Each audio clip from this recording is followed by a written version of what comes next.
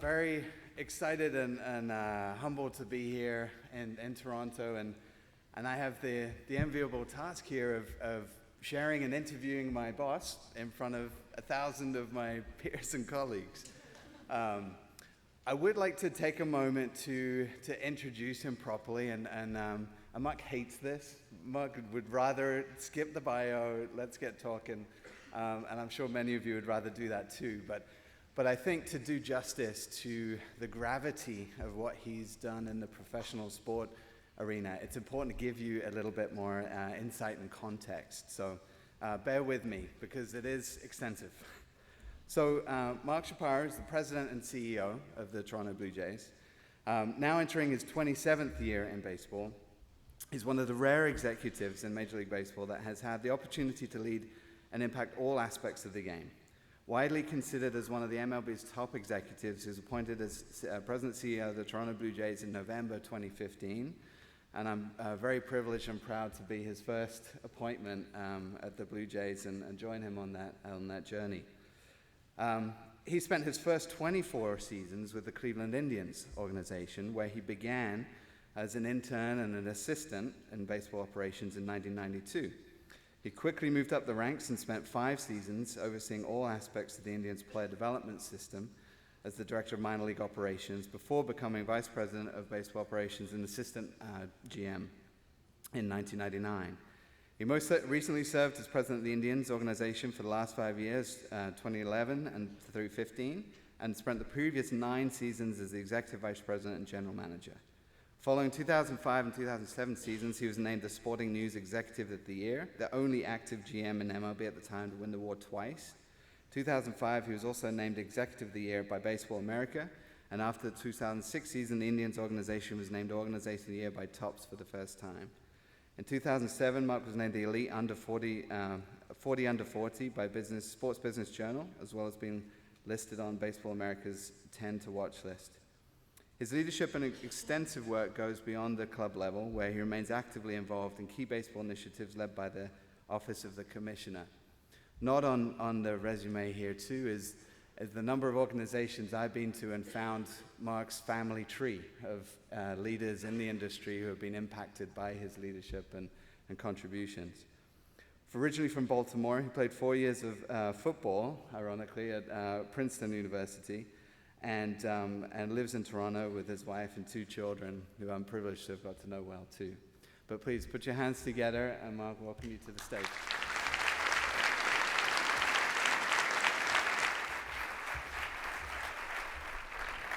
Thanks, Angus. Thank you. We've established that I'm old. That's about all my bio does at this point. You packed a lot into that time, no doubt.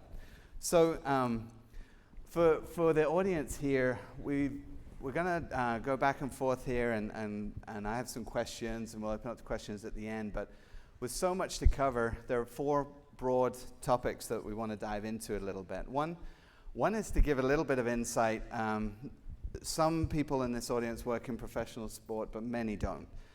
So we're curious, we're going to explore a little bit around what does it mean to be a president of a pro sport organization, but also being a successful leader in your own right. You know, what are some of the aspects of your mindset and mental skills and preparation that help you be successful? You know, a lot of people here, you've created departments and employed a lot of people in the sports psychology business, and so, you know, what's your perspective on sports psychology for the benefit of people here? And then what's near and dear to my heart, and when you know, you asked me to join you, and I was all in on you and the vision and your commitment to culture and being part of values-based organization is a key part. And I think Amy's acknowledgement of the incredible address yesterday and where culture and values fit in sport, I think that's a really key area to dive into. But to kick off, what does it mean to be a president? So tell us about maybe a day in the life, or what does that mean from your Well, side? I think it means something different for every team. You know, it's just a title. I'm actually like a terrible title guy. I actually don't know what anybody's titles are in the organization, but I know what everybody does. So I'm not really focused on titles. I mean, I think what it means for me with the Blue Jays and what it meant for me with the Indians is that I'm accountable for oversight of both the baseball and the business side of the organization, so it gives me a really global view. It's a huge opportunity to impact, an organization and to help bring together an incredible group of people and align them behind a vision of what we're trying to accomplish and a set of values, maybe more importantly, of how we're trying to navigate the path there. And the coolest part of any job, I guess, is that, I can't tell you what a normal day is. I mean, in my mind as a leader, that day involves moving to where the highest leverage opportunities to impact are. There are certainly some core, responsibilities that exist, whether it be, managing the expectations and, getting buy-in of our ownership. And in our case, it's a unique one because it's a corporate ownership dealing with league responsibility. So there are cyclical things that happen within times of the year. But I like to view, I think the right kind of organization moves the intellectual capital that exists within that organization collectively, not individual leaders, but collectively to where the highest leverage opportunities are. So our organization, and Cleveland was the same way, regardless of roles or responsibilities, or even subject matter expertise, when the amateur draft happens, you'll see groups of people move over to the amateur draft and focus on that. That's outside their individual areas, and a group of people coordinating that and choreographing that. It is their area of responsibility.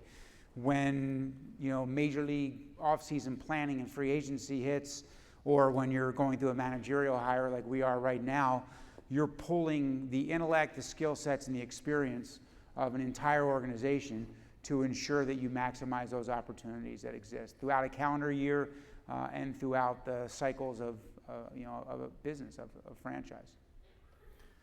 I think if I was to describe one of your superpowers, it would be that I'm very envious. None. And I'm working hard on, and I think resonates for a lot of people here, is prioritization. And Yeah. you mentioned that. Curious just to pick on that a little bit. And when you're going through your day or you start your morning, Yeah. how do you prioritize? Like what does that even look like? Yeah, I mean, I've always, everybody has different semantics for how they view leadership. I've always thought awareness, communication, and prioritization are kind of the three, legs of the stool for me. And awareness has that self and others, starts with self, then goes to others, which is really kind of deep empathy and compassion. And then and so everybody says that. Everybody says awareness and communication are keys. Communication is kind of deploying that awareness. But prioritization, people don't actively talk about as much. And I think I go back to my days as a farm director and think about every day I was a 25-year-old farm director, which I had no right to be doing that job at that point. And I'd wake up every day and there would be 150 problems waiting for me. Of the 7 minor league teams, every manager had a set of injuries, a disciplinary issue. There were trainers calling with injuries. We had administrative challenges. And I quickly realized there's not, time was obviously the greatest commodity. There was not enough of it. If it was dependent on me, we were going to really fall short. And my ability to be successful as a leader, just as any leader in the organization, was going to be, was I able to pick the right 3 things that I had time to deal with and recognize that 20 were going to go just naturally handle themselves over the next day. 20 were going to get added, and then, you're going to move up the queue. So 2 things for me were necessary. One is I had to live with the reality that I wasn't going to finish ever, and that I think gets back to kind of a life philosophy of just continual improvement, just keep getting better and be satisfied and fulfilled by that. And 2 was that you better be acutely aware, of what the most important things are to your success. And that's not a formula, that's being aware of what your challenges are, situationally, as well as operationally, maybe more globally, what you're aligned behind strategically at that moment in time, how you're working as an organization, what your foremost goals are. So if you're doing a good job organizationally of aligning together behind what your driving goals are and then what your priorities are at the moment, I think it's thinking back to those things and ensuring that, okay, as I look at my day and look at the problems that I've got to deal with, and living with the fact I can't deal with all of them, am I dealing with the most important ones today? And am I, allotting my time in a manner to do that? Well, I know you live that. It's impressive, impressive to see. And yesterday we had a panel, and it addressed self-care. Was a really important question, and it resonates. I remember starting out on this journey, and you reminded me of that. There will always be a lot of things to do, so always. You need to be able to recognize and stop and take time when you need to take time. Yeah, that's family, it's life balance, that's right. Physical health. I mean, it's doing the things that would ever help you feel like you have energy, and that's different for all of us, but making sure you maintain your energy. Yeah. Are there any things that you found particularly helpful that help you maintain? I mean, they're personal for me. I think, obviously I like to start my day with exercise, and that's kind of, I look at that as, and I'm, like you guys would tell me would be the right thing to do. I'm very routine oriented, so it's the same every day. It's the cup of coffee, look at my email, make sure I prioritized, and dealt with what I had to deal with that came in overnight, clearing the decks, doing my energy, doing my exercise and workout. And then I can start my day, but that's important to me. And then I think just the grounding of mostly my kids and family. I always tell people, listen, I don't have hobbies. Like, I don't golf, I don't ski, I don't play cards, but so for me, it's my job and my family, and that's really it. And that's one way I'm able to deal with the volume, but I'm fine with that. Like, I love my job, I'm energized by it, and I love my family. I'm energized by them. So I think it's picking the things that energize you and recognizing that, and ensuring that, you're at peace and you're fulfilled. And, for me, that's a lot about growth. So I'm curious to be able to see or get the vision of the recent grad and intern version of yourself who's starting on this journey, kind of what your vision was at that point, and maybe now, what does that vision look like now? I think back, and a lot of things that I was gravitating towards just instinctually, but was not aware, are a lot of the same things I believe today. I just have fancier words for describing them today. So player-centered model, is like what I believed in 1993, which went back to thinking as if you're the player, and like that was kind of the root of everything we were doing in the mid-90s in the Indians player development system. It's the absolute root of everything they're still doing today and we're building here, which was, we can be better than just throwing bats and balls on the field and letting the cream rise to the top.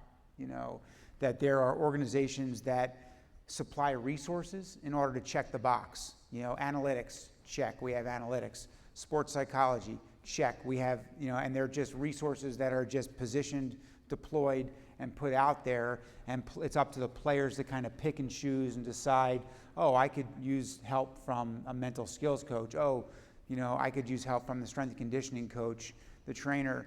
And then there's like the complete paradigm shift of that, which is, what if you build an entire organization that puts the player at the center, that tries to be truly empathetic and compassionate to that player, truly culturally sensitive to that player, truly aware of that player's needs, that gets past the rhetoric, of saying he needs to focus, and thinks more acutely about, first and most importantly, and this is what I would tell the 25-year-old me, above everything else, how do we connect to that player?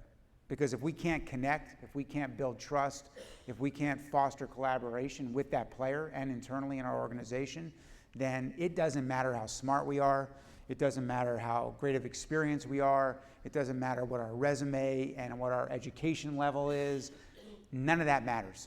It's all laid to waste, it's all two-dimensional, it's all pieces of paper. If we connect, and if we start that connection with an authentic and genuine, that we are truly just here to help them achieve their potential, mentally, physically, and fundamentally, and that is it. It's that simple. That we are built as an organization with,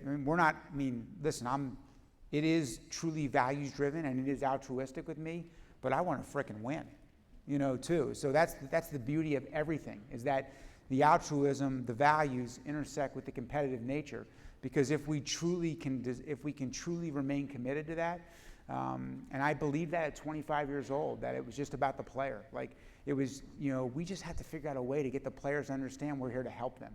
That's what I believe at 25. And I think what I would say at 51 is, yes, like that's the hardest thing. That's the most important thing. And no matter how smart we are collectively, no matter how great of an organization we build, none of that matters if we don't first build the trust, if we don't first, establish to the players and connect with the players and figure out a way to help them understand that it's just all about them, and help all of us understand it's all about the players.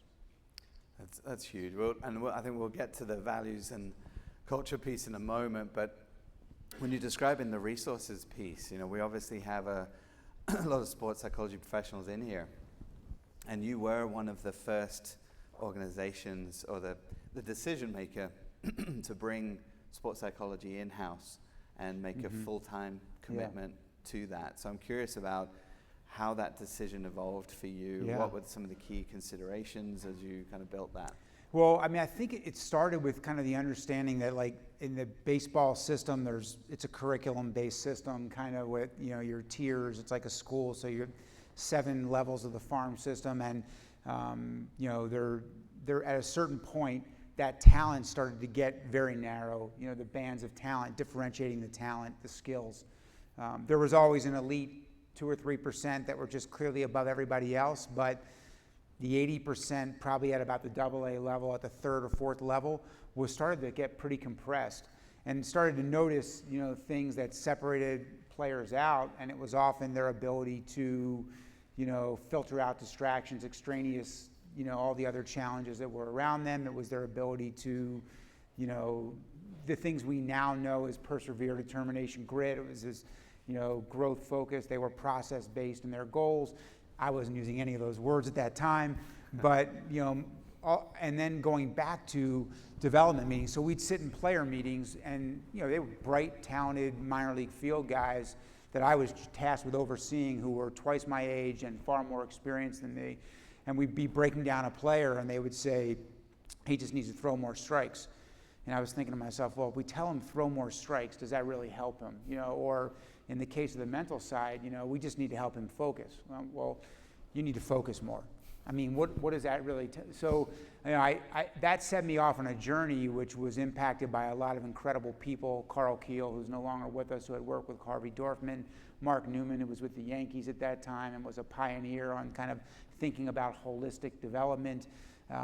Numerous other guys, and it led me ultimately, Rick Peterson, who was a pitching coach, and ultimately led me to Charlie Maurer, who's, I know has been in this room, has been up here, and, is with the Indians right now. And Charlie it was a seminal moment for me, kind of meeting Charlie, because he gave me a way to, more precisely diagnose, how we can describe to a player specifically what he needs to do, and then a more plan, and Charlie helped me think about developing plans for players, not just how to hit, throw, field, and run better, but how to focus better, how to, separate their self-esteem from their performance on the field, how to, think about fear, worry, and doubt, differently, how to keep their mind in the moment, all the different things that, were attributes of the elite performers, but that we weren't in 1994 and 1995, organizationally or systematically, prescribing. Sports psychology was basically EAP. It was a guy has a problem with alcohol, a guy, has an issue at home with his family, go see the sports psychologist, which had a negative insinuation. It was about fixing something that was broken and, shifting forward, and we're still constantly fighting this battle in baseball, because baseball is a game that is incredibly double-edged sword, rooted in tradition that makes it great, but also resistant to change, which makes it a challenge and an opportunity. But it was more, okay, how do we shift, to where the mental performance side is looked at as you take batting practice, you work on mental performance. You stretch and warm up, you're working on mental skills. You play catch, you're working on visualization. So that's a major jump, and Charlie was really the catalyst for me to help me think about those things as a, not very well educated, or experienced 25-year-old with instincts that were right, because they believed in how do we help the player and recognizing that a huge opportunity existed and still does, on the mental landscape of the game.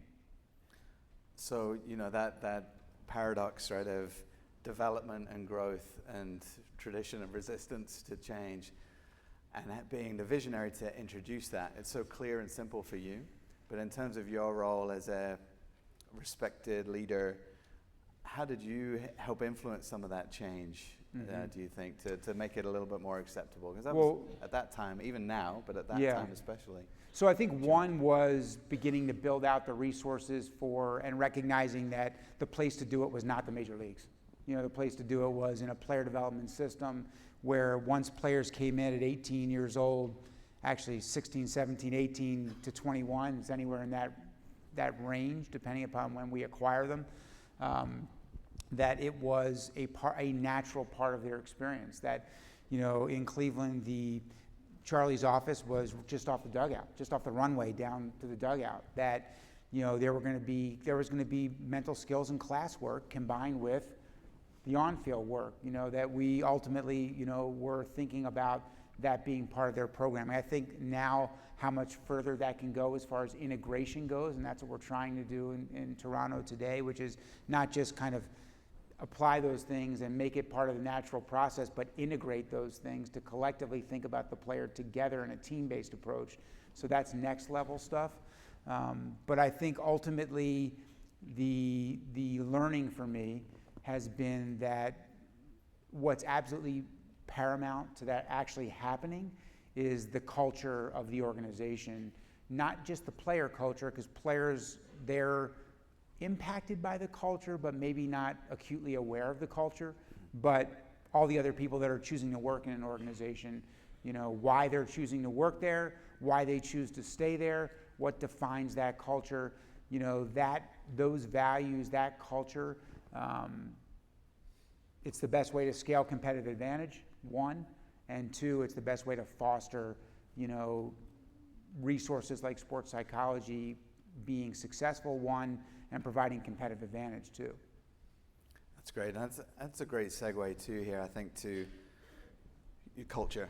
And I think there's a great line we've talked a lot about, but I know when you presented at Leaders, it really seemed to crystallize as culture is our strategy. Yeah. Right. Yeah. And I think I want to take a moment here in a second to share an internal video that was Ross who actually suggested in terms of a whole process of collecting information and working through, so it wasn't just your vision, but something really truly representative of others. And just to acknowledge, again, John Amici yesterday in his incredible keynote and sharing the challenge. Every organization has a mission statement, every organization has values, and we certainly question the behaviors and decisions that reflect on those. And we talk about rhetoric, the fact that the last thing we want is words on a wall. Yeah, let me just this is a little bit of a story to tee this up, and it actually speaks to Ross rather than me, which was, when we came to Toronto, 24 years in Cleveland, that's a long time. So that's a long time to have built an organization, to have a line behind a group of people, to have kind of, have a layer of leadership that went down throughout an entire organization and into other organizations of, I started taking for granted kind of all the beliefs, the understanding, the commitment to each other, to growth, development, and I was dropped into another organization where no one, it was that great, it was what I wanted, that cold plunge of, I'm not sure I believe in that. You got to tell me why that's important. And so we started to have to be more conscious and have greater intent to what our values were, and we had to rethink those things, because for a long period of time I could just assume those things, wake up every day and know the 40 people that I was elbow to elbow with, she, he, we were all buying in, we were all charging in the same direction, and then all of a sudden I'm dropped in and have to be respectful of the path that other people had taken to how they, in a totally different organization, in a different country, and so we took the time to kind of pull back and develop our own, so we went through one of those exercises. Angus actually facilitated it. We got the leaders together, some new, some old, some, and we started to say, okay, what are our values? The traditional exercise. And we came up with like a killer, long mission statement. And I started thinking back even to the one in Cleveland. I thought, like no one could, everyone knew the key parts of it, but no one could really recite the 13 values and the mission statement. So one morning, Ross calls me on the way in. He goes, I'm like, how do you feel about the mission statement? He goes, it's good. He goes, man, I wish we could just say get better every day. And I was like, we can. Like, that's beautiful. That's it. Like, that's our mission. Just get better every day. Like, we don't need it to be fancy. It doesn't need to be, on a wall at Harvard. It just, that's simplistic. And even better, it's universal. Like, it speaks to everyone. It speaks to our mental skills coach, speaks to our trainers, our strength coaches, our players, the front office interns, our analytics team. Because if you think about an entire organization of 400 people waking up every day, if everybody's truly committed to getting better every day, finding the opportunity that exists within that day for improvement, for growth, for development, for learning, and we're collectively doing that, then we are leveraging that experience, that human capital at a level, and we're gaining huge amounts over our competition. If that's done in a culture where there's a true sense of humility, there's a real sense of openness, and our understanding of the power of collaboration, and it's never about credit, it's never about blame, it's never about my area, it's just about us getting to the best decisions, our collective success. That's it. How do we get to the best decisions? How do we get to the best programs? And how do we succeed collectively? And that's the only focus. And so Get Better Every Day, was a very simple, very clear, very strong mandate for learning, for improvement, continual improvement. So Kaizen, whatever you want to call it, like it was the ultimate, statement, and it was clear and it was understandable regardless of culture, background, perspective, uniform, non-uniform, training room, front office, cubicle, doesn't matter, like it's universal.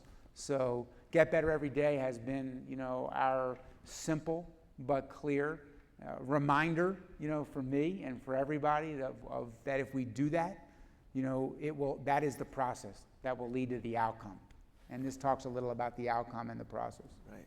The simplicity is powerful, but so we'll share the values here, and I think it's important, it's not been an easy ride. This is not perfect, but I think picking on where the challenges are as a decision maker and the actions behind these is a great place to go afterwards. But bear with us. It's a 3-minute video. You'll see Ross Atkins, that you referred to as our general manager, was at the Cleveland Indians before coming here. And these are the values that were behind that Get Better Every Day. Great. Thank you. We can play that.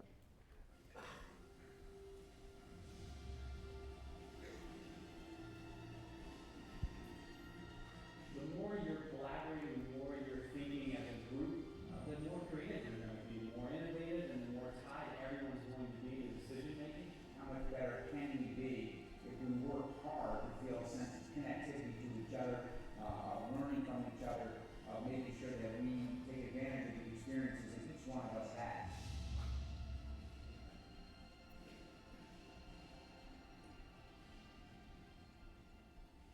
Learning is the only truly sustainable competitive advantage that anyone can have. For that to happen, we need to pool our collective talent, our collective experiences, our collective intellect, and think about how much more powerful we can be. Whether it's a player or a coach or a scout, you're going to make mistakes. And I think that as long as we continue to learn, we can limit those mistakes and learn from them.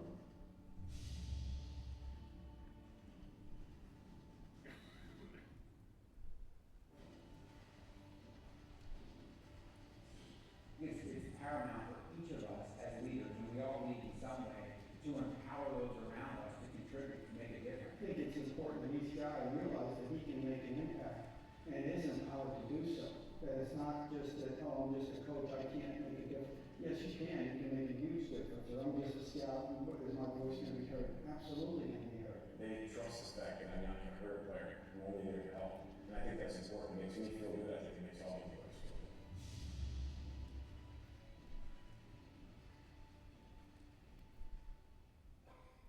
We want to win a World Series, we're going to have to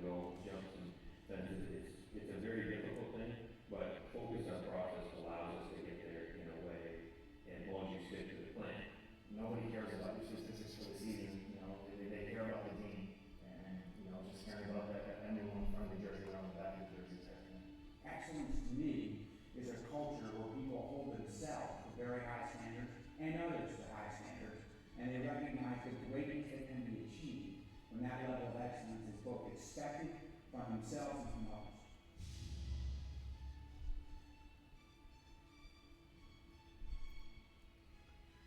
In order to gain respect, you have to give respect. And it's just one of those things that's the way it works.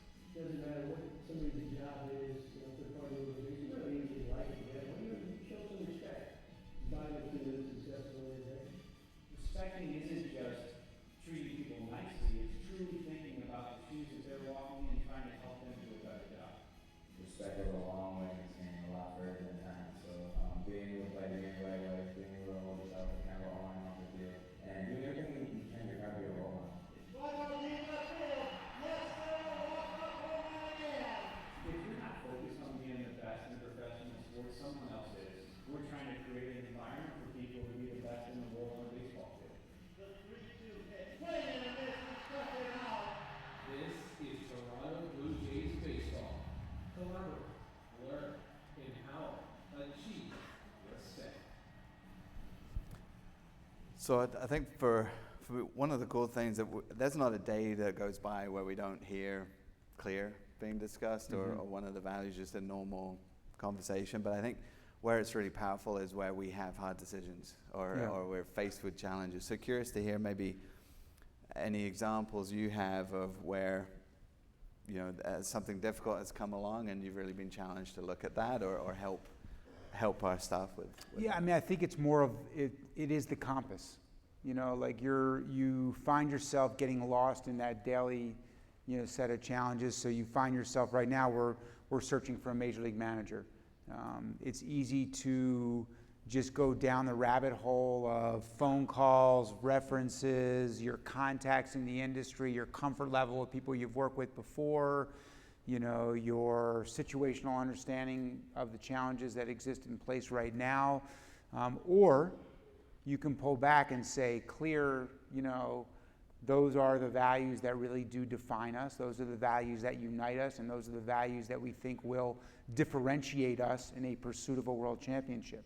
So let's go back, and as we think about, the people among all the incredible people that are out there, are we staying true to those values? Are we finding a leader who will foster collaboration, who is truly humble and lives that humility to the point that as the underpinning of learning, that will empower a staff around him, to impact players and scale his own, leadership and capability.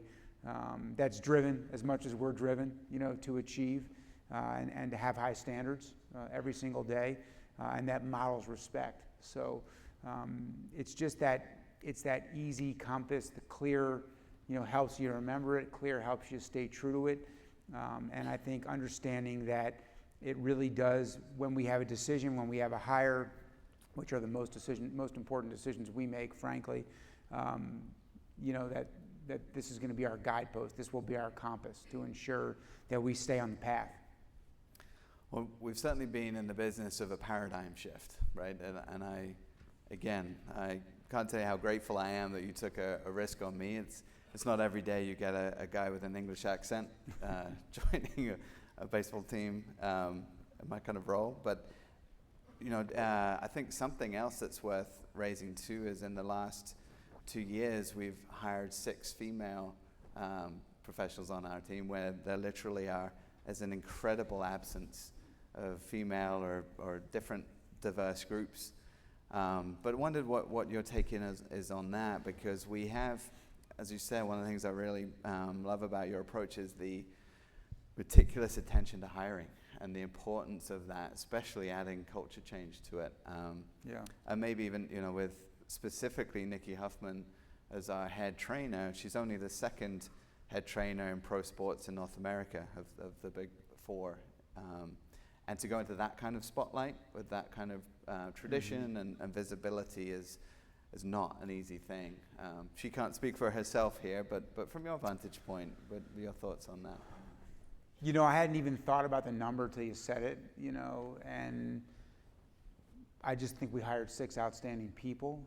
I do think that a focus on diversity of thought, perspective, background, experience is going to challenge, us to not get caught in kind of one set of experiences and one perspective, and is going to lead us to better decisions, with the understanding that we do have that, respect woven through our culture. Then we have the capability to challenge each other, not to think the same way, not to come from the same place, and not to have had the same experiences. Our game is incredibly diverse, when it comes to the players that we have. We're talking at any one period in time, 7, 8 different countries, and that's probably the easiest way to think about culture and diversity. But the reality is that, a southern rural player is different from a northern urban player, and those are two very different cultures. So female, African American, different, Venezuelan, Dominican, I think we need to have a diversity of perspective and a diversity of life experience in order to effectively be empathetic and compassionate and connect with our players.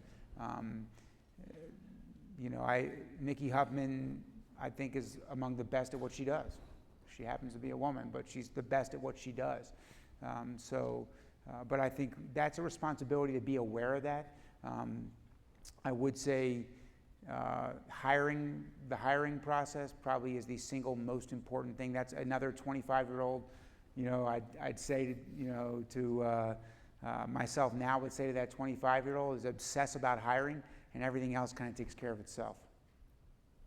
Yeah, can you touch on that? There's a lot of people who want jobs in this audience. So from your take, I know you've articulated some of those things already, but whether it's advice or insight into the kinds of things that you think fundamentally important. It's hard for me to pinpoint things. I do think that this doesn't apply to this room as much, but when young people kind of talk to me about getting in, I'm usually like, hey, smart, passionate, and hardworking. Those are kind of baselines. Like everybody has that. Like that's just a baseline, So I always think about, we're looking for, we were in Cleveland and we are here. We're looking for points of differentiation, some initiative demonstrated, some value added. And again, that's only powerful in a culture where leaders don't need to be seen as, I'm the leader. It's just about, us kind of getting to a better place. So, I read an article the other day talking about, the Indians and the history of the lineage and kind of some people, the guy running the Twins now, his first day there, and how shocked he was to be asked by Chris Antonetti, for meaningful information. I hope that our people here now, that when they're interns, are sitting in trade discussions and they're engaged in that conversation. I just think we're focused on hiring people that make us better, but make us better like the day they get there, not 5 years down the road. So your job's not data entry, get lunches for the first 5 years. Your job is come in, and we want to find people who make us better the day they get there. To do that, you need to be open-minded to the best idea, the best direction could come from anywhere in the room.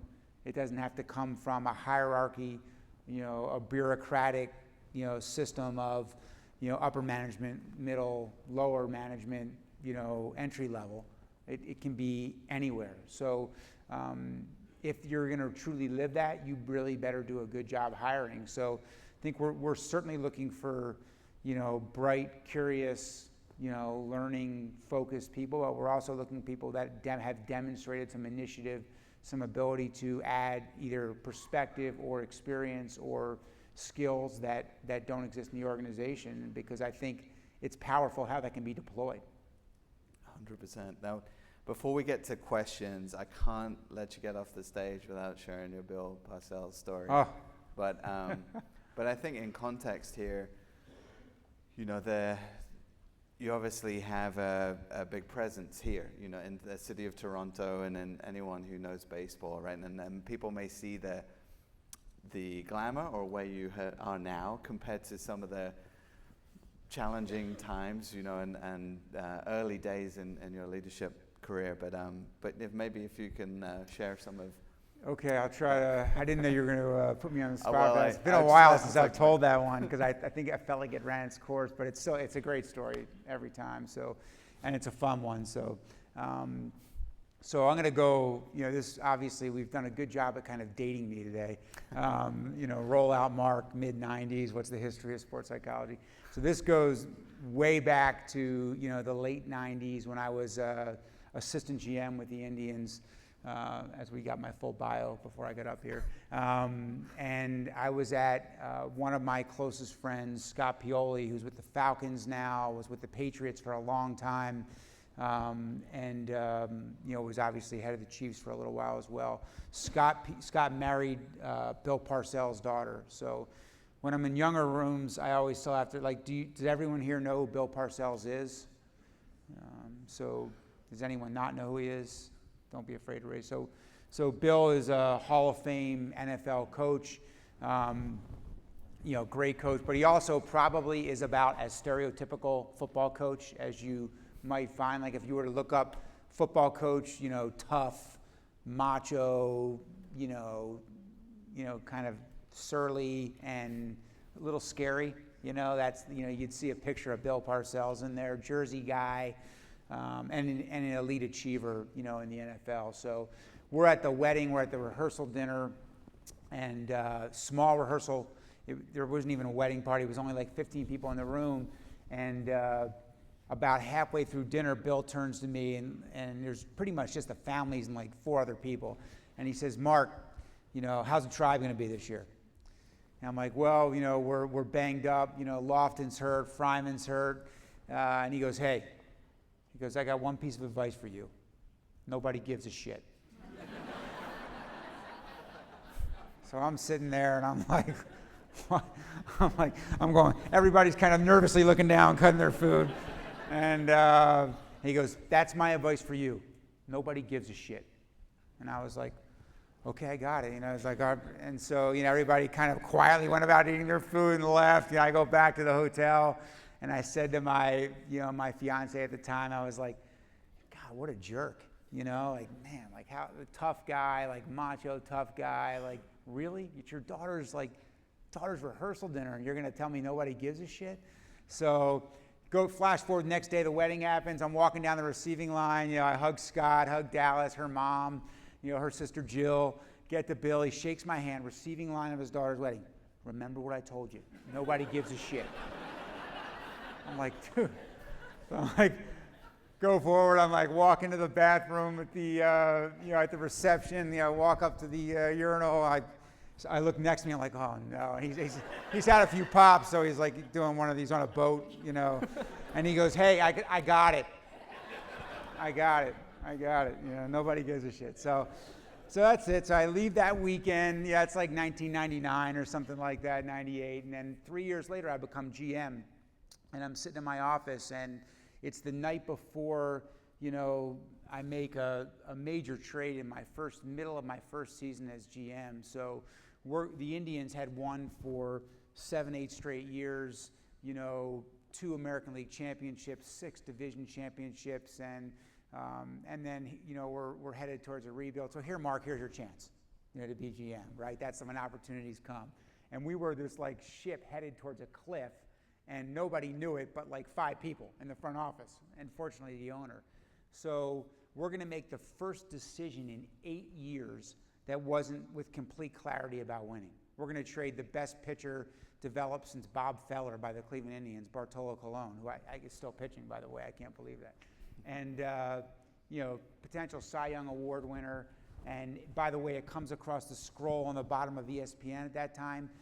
Bartolo Colon traded for Lee Stevens, who was a journeyman and just a way to get money back, which wasn't common, and 3 minor leaguers. Doesn't mention who they are, doesn't mention their names, doesn't mention that one of them was going to win a Cy Young, one of them was going to play in the All-Star game 6 times, and the other was going to play in the All-Star game 5 times. Doesn't say Cliff Lee, Grady Sizemore, and Brandon Phillips. Just says 3 minor leaguers, okay?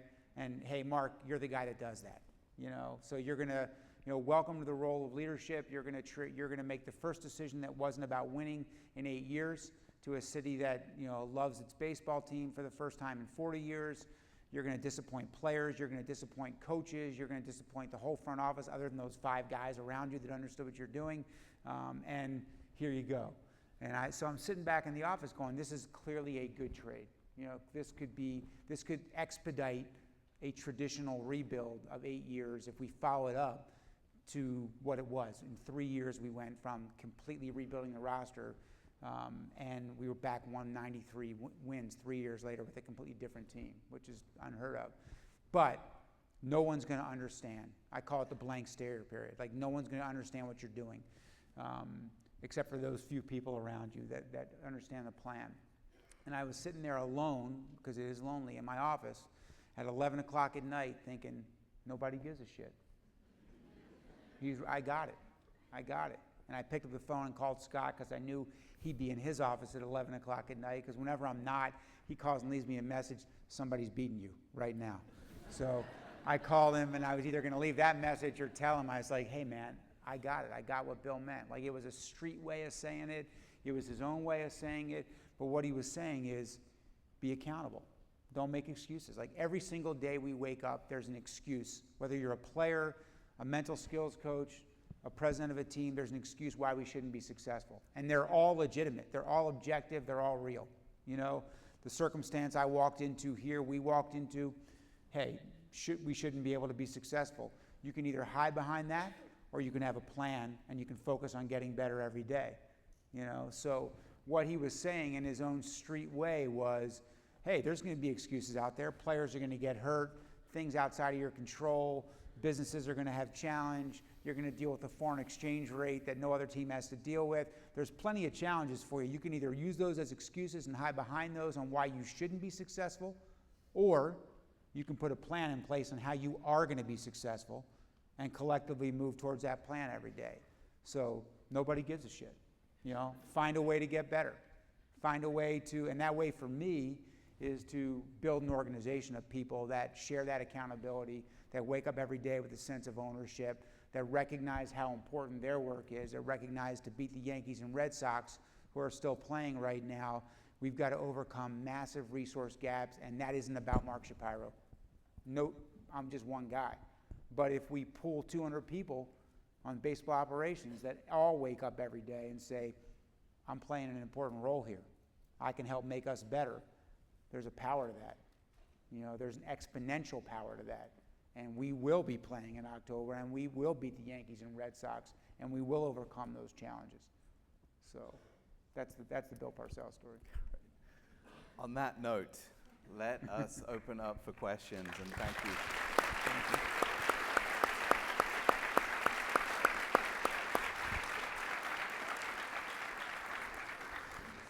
Is this working?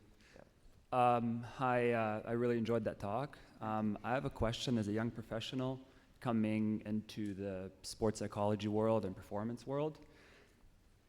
I'm having a challenge dealing with athletic directors who don't see value in sports psychology, specifically at the college level in Canada. I'm not going to mention the name, but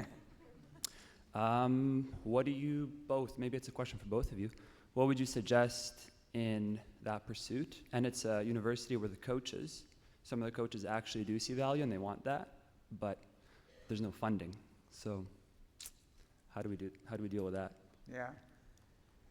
I mean, that's a hard one for me. Maybe you have a better idea. It's hard for you to be tasked with dealing with that. You know, I think if you make the connections and the power, either A, you've got to find a different athletic director that would foster a culture where, you know, he's listening to the coaches and listening to the players. You know, that's kind of my reaction to that is the athletic director should be listening to the coaches and the players, and his job or her job should be about getting the best resources to help them be the best they can be.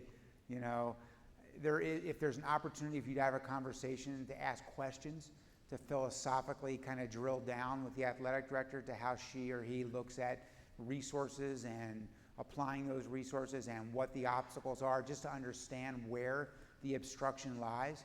You know, maybe you can help facilitate a path, but it's also a tough challenge to ask you to come in and ask someone to change their belief system. So one of the most important things I think in picking a place to work is almost less about the actual job you're doing and more about the leaders you're working for and the culture you're working in. So the first thing I would say is do everything you humanly can to find the leaders and find the culture that do understand the value of adding those resources and are facilitating that and encouraging that and fostering that. Short of that, I'd say try to get an audience and ask questions to understand where the obstruction lies. Is there anything you'd add? No, I mean context and value. I think those are 100% right. Thank you. Good luck. Stephanie Hanrahan, University of Queensland, Australia. You mentioned early on about the importance of being culturally sensitive to players. Other than making diverse hires, can you give some examples of how you do that? Or your organization? Right. I think, putting in a little bit of that in our world is, understanding that we have both language issues, as well as cultural issues. So it's heightening the awareness of coaches, to understanding how to connect with players, fostering through education, continuing education through coach development. I think probably one of the greatest opportunities that exists for us as an industry is the one thing that really has not evolved and changed is how we coach. So thinking about coaching as connectivity, thinking about better ways for us to help take the information and the resources that we are rapidly developing and figuring out better ways to have that translate to a player. That is all about diversity. That is all about, truly being understanding and aware of what culture is, truly being empathetic. Ross said it. What does it really mean to walk in that player's shoes? How much can you identify with their anxiety levels, their family history, not just imprinting our set of experiences on them as we coach and connect with them. So we are actively thinking about coach development. Coach development for me is completely, integrated with diversity, awareness, empathy, and compassion. So Thank you. It's basically just being individual in our approach. Hi, Gordon Bloom from McGill University. I'm interested in your talk about the culture and the environment, and a lot of the information that I've read, the coach has a big impact in creating, implementing the culture and the vision, especially in, say, university sport or a national team sport. So in professional sport like baseball, where you have 6 or 7 teams and you have different coaches at each level, and sort of the CEO is creating the vision, how challenging is it to make sure that the coaches all the way down the line are staying tuned to your vision, and how much of an impact is that going to be in the person you're going to hire to replace Gibbons? Yeah. Well, my immediate reaction to the question is it's not just my vision, it's our vision. If it is not just my vision, we're in trouble. And I think the second answer is that it has to be a deeply believed and felt, vision of what aligns us, what gives us a sense of purpose and fulfillment, what leads us to having gratifying jobs and roles every day, rather than just an outcome of an endpoint. And it's got to be believed and felt not just from me, but from me to Ross, from Ross, to Ben Sherrington and Gil Kim, to every one of those coaches. So I might talk to Gil Kim, who runs our player development system, once a month. If he's waiting for that one talk for me to ingrain the values, then we're in trouble. But I know Gil believes those things as deeply as I do, and as deeply as Ross does, and as deeply as Angus does. And he's every day talking about how important those are to our success, and how important those things are as we hire and as we design programs, and it absolutely will be tantamount to, picking our next on-field leader. I would say this to you as well, just going back and kind of rewiring your question. Every sport, every situation and circumstance are very different. Baseball, very different from the NBA, very different from the NFL and NHL. College, university, very different from professional. So while I do think a lot of the things we're talking about are universal and can be applied, in a way to every circumstance and situation, there are things that are inherently unique about Major League Baseball as well. Okay. Thank you. So unfortunately, probably time for one more question. Good morning. Thank you for the conversation. My name is Chris Diaz from Drexel University. You have a demonstrated track record of a progressive approach in utilizing the sports psychology. Obviously, it's demonstrated through the hiring of Angus in his position. Where do you see the future of the field and its use throughout, not just working with mental skills with the players, but throughout the organization? Yeah, I mean, I think I see I guess where I hope the future lies is true integration. True integration, and I say that from a standpoint of the one threshold that I'm not sure anybody, I know probably some organizations, the Pirates are here, they'd probably do it better than anyone, but is that uniform, non-uniform piece. So we've done a great job of building out high performance and integrating strength, medical, mental skills, nutrition, sleep, sports science, integrating those things, but we still have those things in the uniform.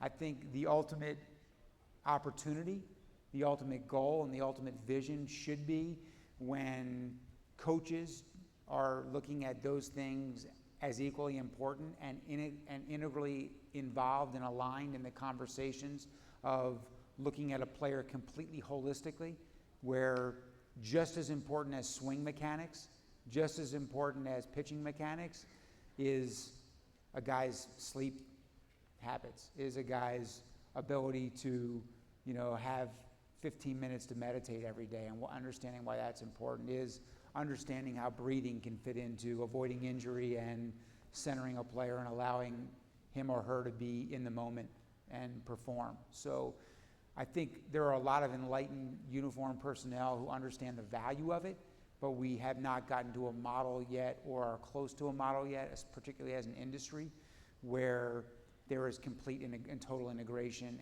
and a sole focus on just how do we help players truly achieve their potential, mentally, physically, and fundamentally. How do we help them bridge the gap, as Charlie used to tell me, between their potential and their performance on a consistent basis. All right, please join me, everyone, and let's thank Mark for a great talk.